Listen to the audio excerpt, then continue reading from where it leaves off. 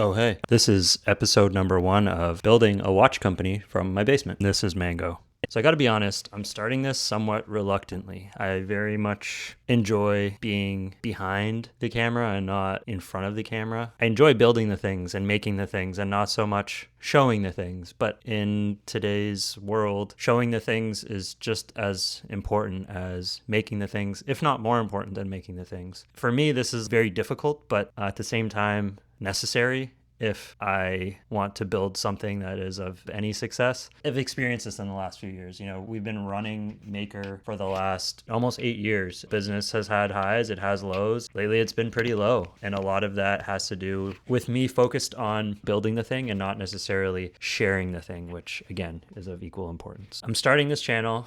I'm going to try my best to document the process of building a watch company from my basement. We were once upon a time in a studio for a period of 3 years, which was challenging. I'll get into that later. This is sort of just an introductory episode to say, what's up? My name is Justin. This is Maker Watch Company. We build watches that tell stories. A lot of our builds have very personal stories attached to them, whether we use cremated remains in some. Some are themed. Lately, we've introduced a mod. We do some wood inlays into the Seiko Mod platform as a way of offering a more accessible, cheaper product for people with a quicker turnaround time and something more familiar, because one thing that we've experienced when growing this business is that the watches get attention, and they get attention. People ask about them, but they aren't necessarily familiar to people's eyes, and that's why they get attention.